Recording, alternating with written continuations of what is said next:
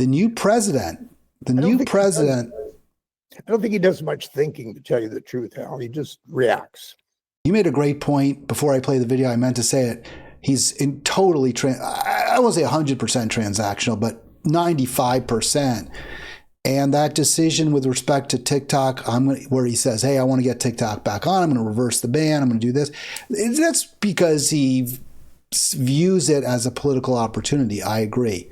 But I also would say, I think he's right. I think the decision to ban TikTok was a mistake, both legislatively. I don't agree with the policy was, but also I think it was a political miscalculation by the Democrats to go along with the Republicans who really pushed this even harder.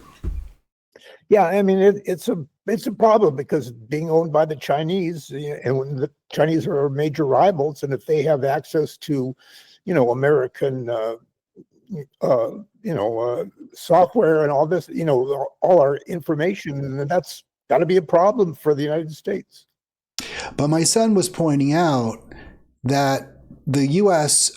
Case against TikTok, when it was argued before the Supreme Court, was wholly speculative. They couldn't come up with any specific examples of harm that had befallen the U.S. because of the TikTok infiltration into our social media market, nor were they even able to identify any, imminent threat. This is what my son said. I haven't followed it, but he's pretty smart. I give him a lot of credit. He follows these things, and he was unable. He said it was all speculative, and that said, the risk of harm is clear, right? I mean, this is a place where people express their views, and now they won't have, or they will now for a while because Trump reversed the ban.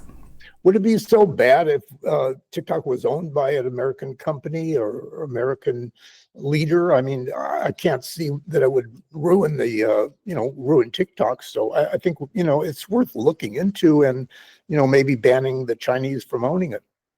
That's what Trump's trying to do, as I understand, and he's trying to find someone to buy the platform. Doesn't this, though, exemplify in a way, I believe, anyway, I want to get your thoughts, just one more example of really bad Democratic politics, right? They let Trump be the hero. They gave Trump the man who saved TikTok moniker. They didn't have to do that. Biden didn't have to sign the ban. Well, but we know, we know the Democrats don't do things very well, and they're suffering, they're paying a big price for all the mistakes they've made over the years. And now they have no power.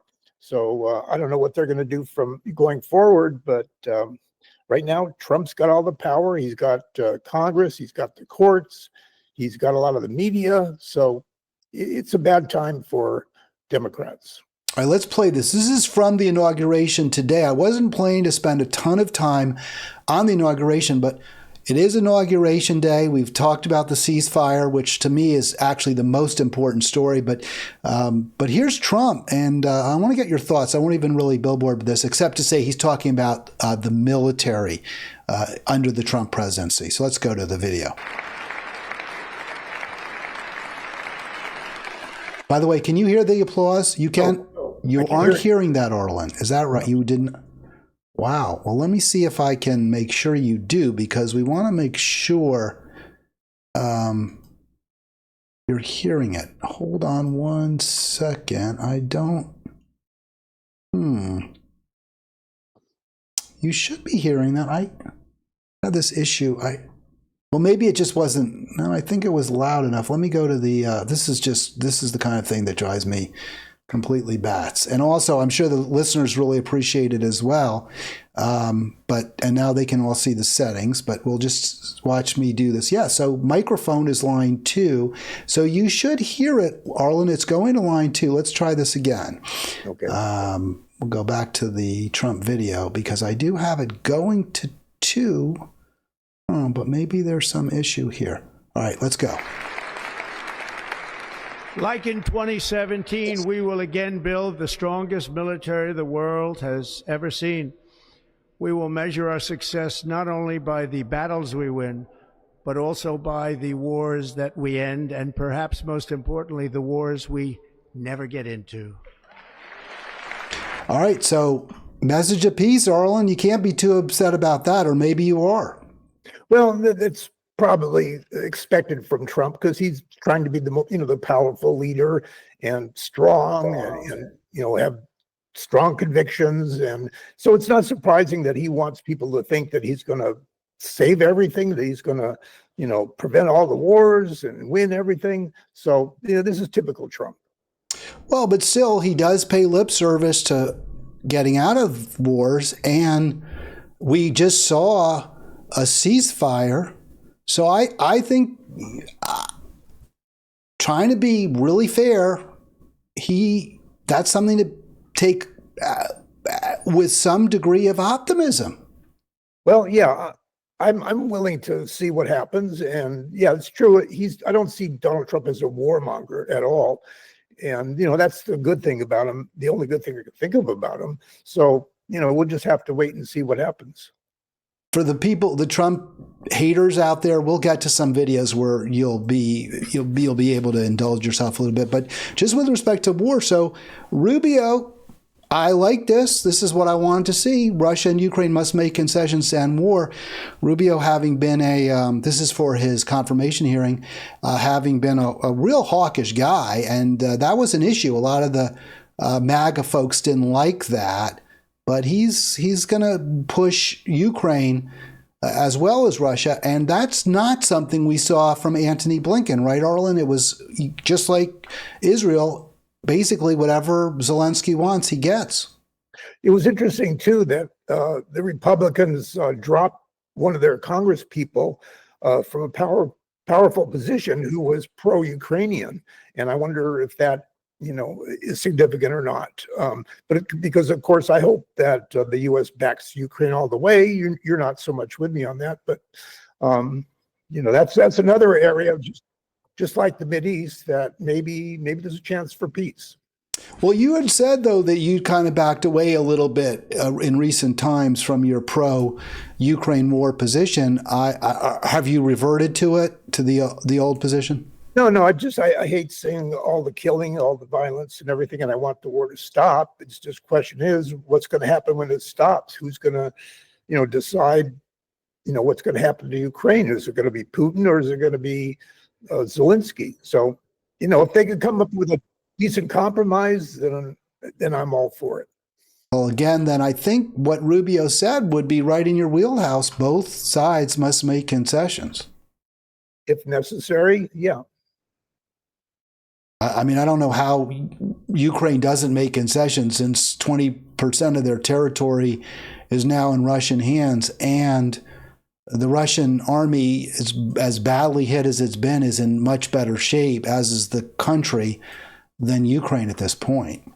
Well, I don't know. I think Russia's been hurt very badly. They've lost a lot of military weapons and things like that. And a lot of people have been killed, and Ukraine has been able to go over to Russia, which is surprising, and cause some damage and problems for the Russians there. So I don't think Ukraine is in that bad a position, but, neither side is going to get everything they want. And I hope Ukraine can prevent Putin from taking over their country.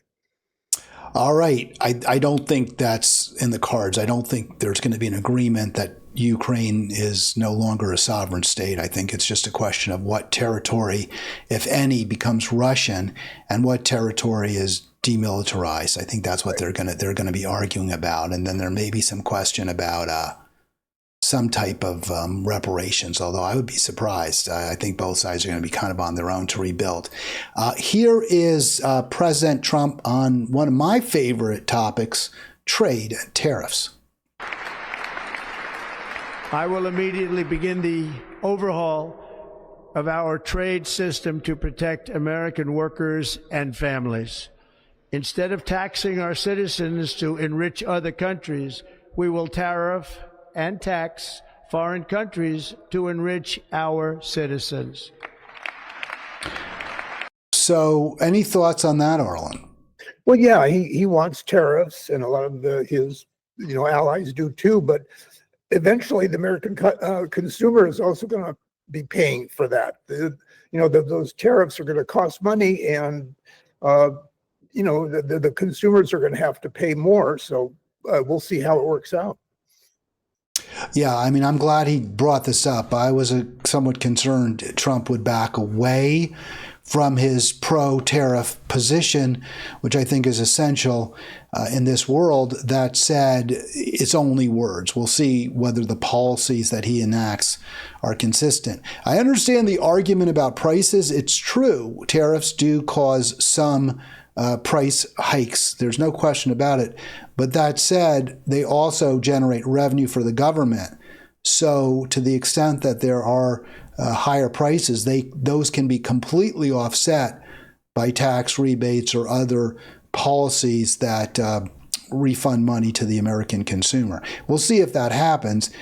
There's always going to be costs. You can't, but free trade has tremendous costs for the American worker, especially, but also for consumers in the form of poor quality goods, more challenges returning or getting exchanges, and there's other factors as well. So, as you know, I'm a big supporter of tariffs. I was glad to hear Trump mention those.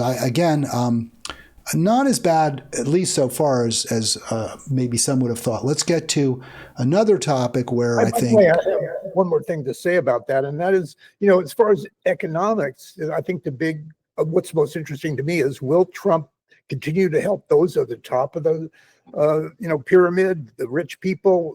Will he cut taxes for them? Will the poor people among us, the middle class, keep losing ground? Because the degree of inequality is the highest it's ever been, and if Trump can't do anything about that, then we're going to continue with the problems that we have. That's a great point, Arlen. I didn't watch the entire speech by Trump. In fact, I wasn't really going to touch on it in particular. This is the one he gave today, his inaugural speech. But I was talking to somebody that to whom I'm close, who brought it up, and I've got a clip in there that particularly upset that individual, and I think it is upsetting, and I understand why they were troubled by it. But they mentioned it, so I thought I'd go back and look at it. I didn't see him bring up taxes. He spoke for maybe 20, 25 minutes, I think, something like that. It wasn't super long, but I may well have missed the tax portion of it. He does say, though, and I didn't play all the tariffs part either, that the tariffs will be a tax on. Tariffs aren't, in my view, a true tax. It's lazy to call them that, but Trump calls them a tax on. He says he will also tax. He says he's going to impose tariffs and also tax foreign governments. So I don't know if there's something else he's contemplating. If you want to do business in the United States, you have to pay us, I don't know, something beyond the tariff. I don't know about that. But he does say that will be, implies, his language, as I understand it, he implies that will be a substitute for taxing Americans. Well, Hal, what surprises me about what you said is that he only spoke for 20 minutes. I mean, that's really rare for Trump. And I wonder, why he spoke for so little time. Maybe it's traditional, or somebody got to him and said, hey, just go easy the first day and we'll see what happens. But yeah, Trump could go on for hours and hours. Yeah, don't quote me on that 20 minutes. It may well have been a little longer, but it wasn't like an hour either. It was relatively short, and there were a lot of other folks talking too. And if someone posts 240-242-5646, by the way, I'm glad you could hear that audio, Arlen. I think the problem was there was an underlying applause that was a little low, and you may not have caught it. But once the speech began, so that's good. All right, let's get to Trump on immigration.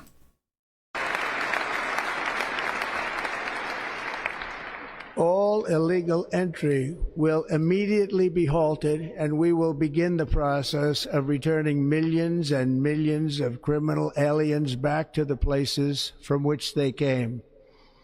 We will reinstate my Remain in Mexico policy.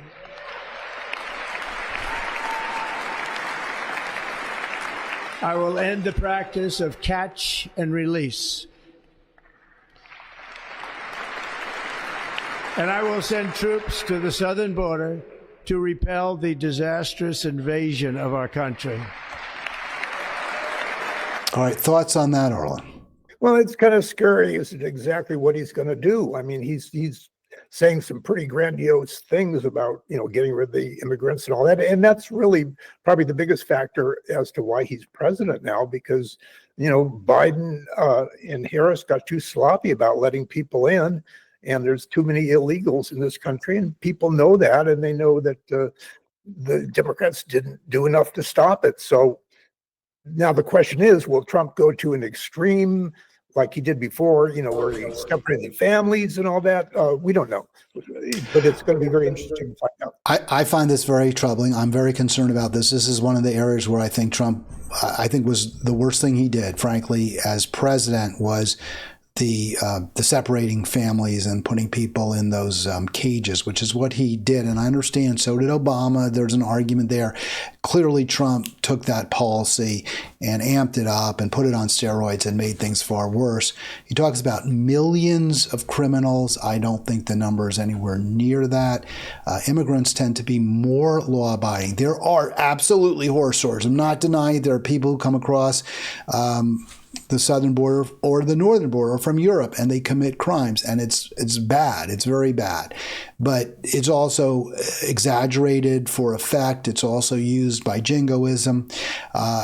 He doesn't talk about the real drivers of immigration, which is the poverty and the crime that the United States exports. So I find this very worrisome. As the husband of a teacher, I know she's very concerned that some of the children and their families that she teaches could be at risk. Yeah. And I find this to be really reprehensible, frankly, from Trump. I think what's going to be interesting is which illegal aliens is he going to try and deport?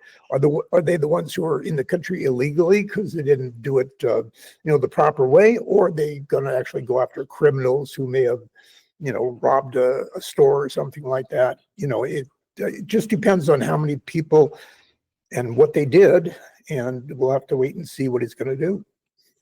Yeah, you're watching Halitics, and that's another really good point, Arlen, because I understand, and I haven't followed this closely, but I understand from what my wife told me that Trump pulled back a little bit, or some of his spokespeople pulled back on their zero tolerance policy for anyone in this country without documentation to, well, we're really just going after the criminals. We're going after the people who committed crimes.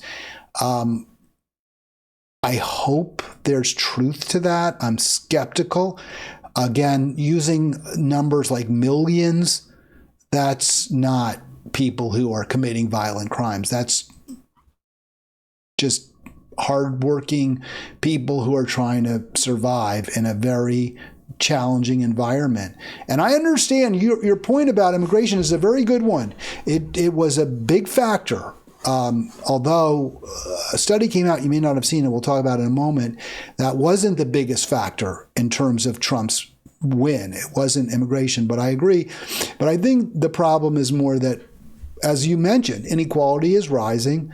Poor, struggling, working people do not feel, and I think they're correct, that they're getting a fair shake. And Trump offers them a scapegoat. I think it's the wrong scapegoat, but he does offer them a scapegoat, immigrants. And I think that did help him prevail. In fact, many Americans who are legally in this country but were not born here agreed with Trump's assessment. He got a high percentage of people who are in the legal immigrants and who are citizens, and also people who are maybe first or second generation in this country. Latinos, especially Latin men, voted for Trump. So it's a policy that has a lot of appeal. That doesn't mean I like it. I don't like it at all, but I understand why it is. Let me ask your opinion on something, and I think this will be really important. Should Trump go after all the immigrants who were eating the pets of people in Ohio or whatever? I mean, that's another important thing we have to watch. Well, I think there was one person who was alleged to have eaten a dog, and they have been deported, as far as I know. I don't. Otherwise, I'm not familiar with that, except for in Trump's imagination. Of course, a lot of imagination. So, Arlen, speaking of why Harris lost, and I have a Kamala Harris question for you before we get to the last video.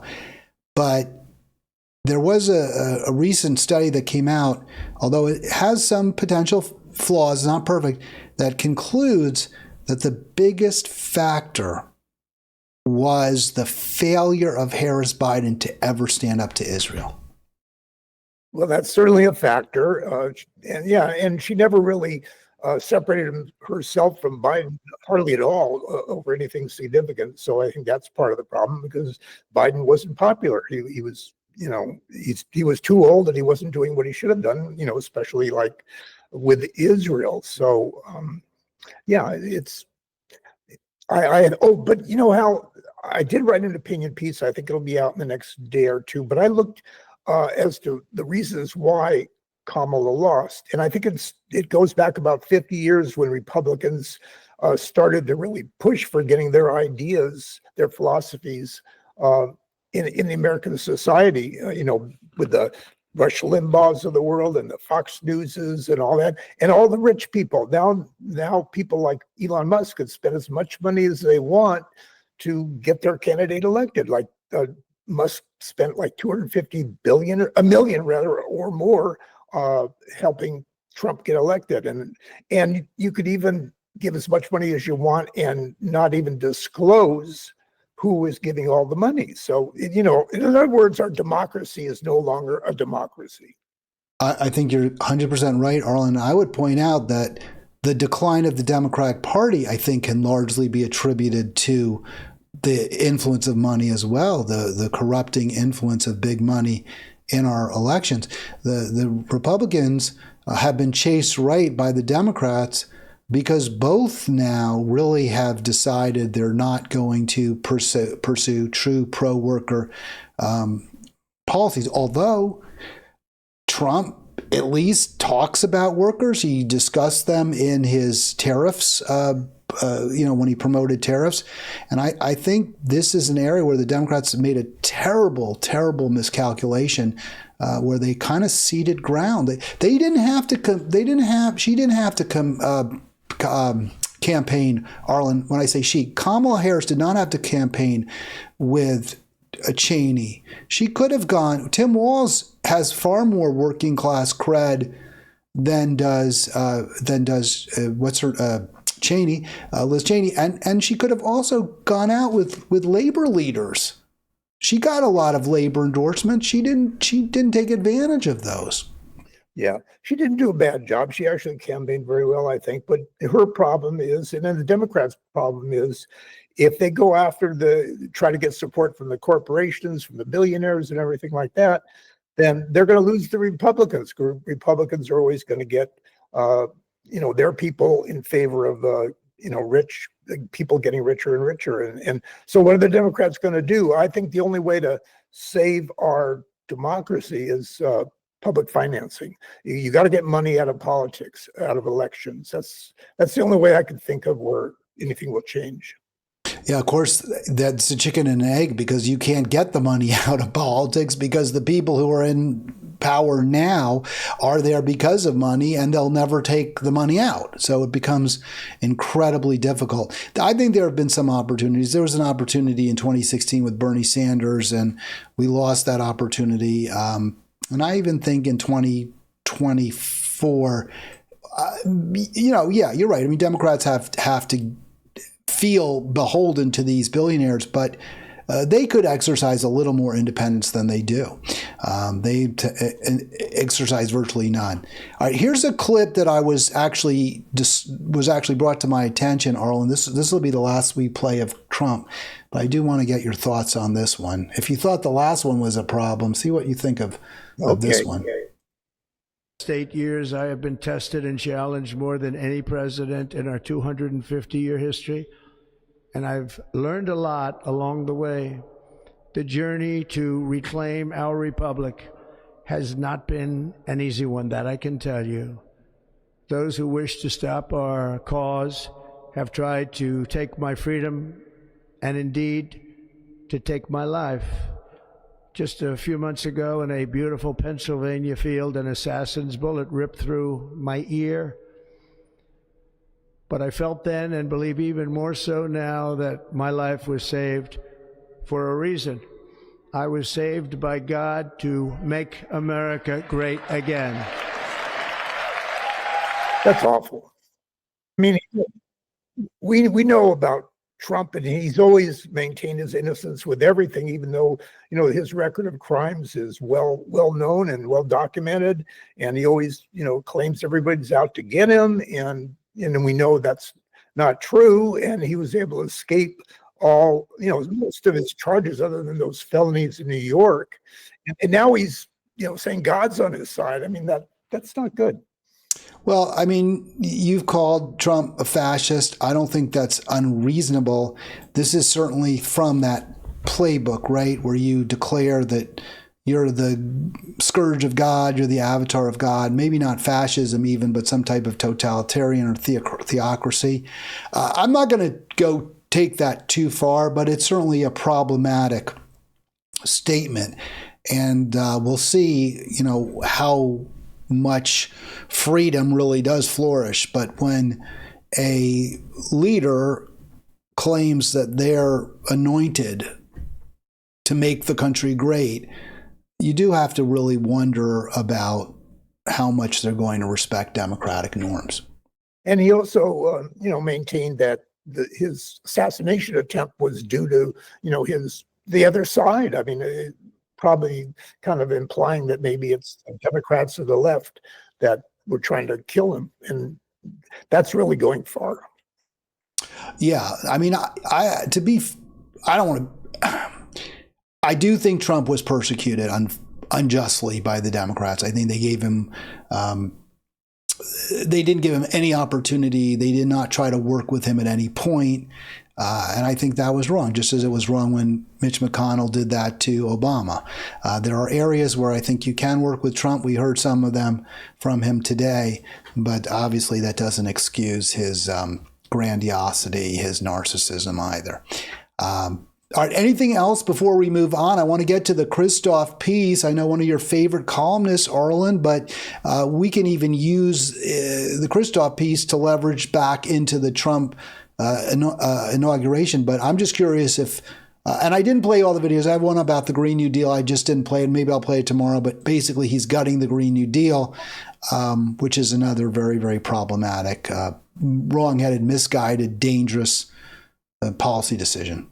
And by the way, Hal, I would disagree with you on whether he was persecuted by the Democrats. I think, you know, they should have been tougher on him in some ways. They waited too long to get him into court. He had all the judges on his side, the Supreme Court on his side. Merrick Garland was just too slow to get the charges, you know, instituted. So I just don't think it's a case of the Democrats being too tough on him. I think they were too easy in some ways. Yeah, I just talked